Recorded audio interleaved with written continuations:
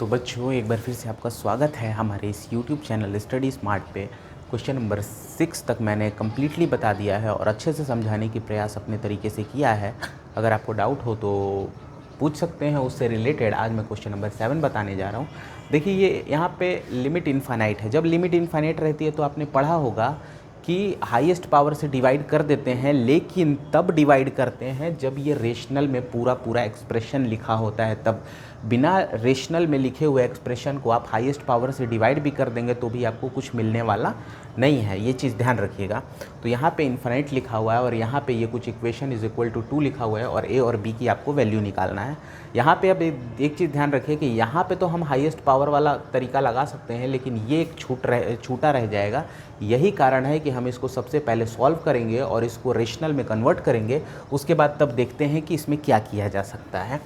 तो आइए देखते हैं, सॉल्व करते हैं। Limit x tending to infinite, और नॉर्मल सी बात है, एलसीएम लेंगे एक्स स्क्वायर प्लस 1 हो जाएगा और उसके बाद फिर इसमें लेंगे हम लोग तो एक्स क्यूब प्लस 1 हो जाएगा और माइनस यहाँ पे ए एक्स प्लस बी लिख देंगे और उसका मल्टीप्लाई कर देंगे एक्स स्क्वायर प्लस 1 से, प्रोडक्ट करा देंगे और इज इक्वल टू आप चाहें तो 2 लिख सकते हैं। वैसे कोई ज़रूरत नहीं है, बाद में भी हम लगा सकते हैं 2। Limit x tends to infinite.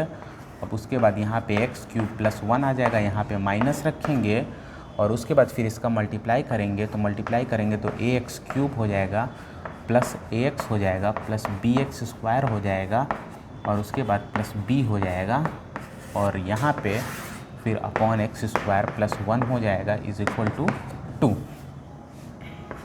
अब यहाँ पे limit x tends to infinite, common देखिए क्या हो जाएगा, एक्स क्यूब एक साथ है तो एक्स क्यूब 1 माइनस ए लिख सकते हैं आप।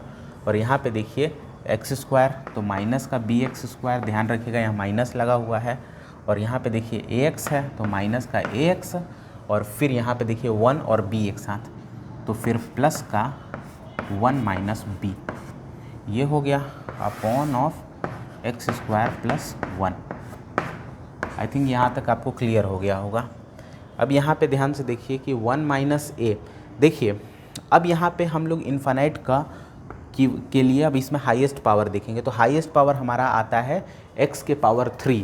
अगर हम x के पावर 3 से इस पूरे को डिवाइड कर देते हैं तो देखिए तो ये बाकी सारे जीरो हो जाएंगे, इससे लोअर पावर वाले सारे, लेकिन ये वाला पार्ट पूरा पूरा बचा रह जाएगा और नीचे भी ज़ीरो हो जाएगा। और नीचे अगर ज़ीरो हो गया और ऊपर समथिंग बचा रह गया तो इसका मतलब है कि ये इनफाइनाइट हो जाएगा। और इनफाइनाइट है तो लिमिट की कोई ज़रूरत ही नहीं होती, ठीक है। तो इसीलिए लिमिट जब भी है तो क्योंकि हम लोग फाइनाइट लिमिट वाले क्वेश्चंस पढ़ रहे हैं, वो आगे चल के पढ़ाया जाएगा जब आप बीएससी वगैरह में करेंगे तब वो आपको बताया जाएगा। लेकिन यहाँ पे हमें फाइनाइट बनाना था तो इसीलिए इट इज़ नॉट पॉसिबल, ये पॉसिबल ही नहीं है कि इसको हम लोग कुछ कर पाएँ। केवल एक ही कंडीशन पॉसिबल है, जब ये ए कुछ ऐसा पुट कर दें जिससे कि ये वाला गायब हो जाए, उसके बाद हम इनफाइनाइट को सॉल्व कर सकते हैं। तो ए में हम लोग क्या पुट कर सकते हैं, तो ए में एक ही बचा है। ए में अगर हम लोग 1 पुट कर देंगे तो ये वाला पूरा टर्म ज़ीरो हो जाएगा। तो ए में हम लोग अगर 1 पुट कर देते हैं तो ये पूरा टर्म ज़ीरो हो जाएगा। तो ए की वैल्यू हमारी 1 आ गई इस तरीके से। अब ये पूरा टर्म हमारा ज़ीरो हो गया, अब ये हमारा पूरा टर्म ज़ीरो हो गया, इसको आप हटा सकते हैं। नेक्स्ट स्टेप में बस एक लाइन लिख दीजिएगा अगर आप बोर्ड देने जा रहे हैं तो। वैसे जेई मेन में तो शॉर्टकट तरह चलता ही है।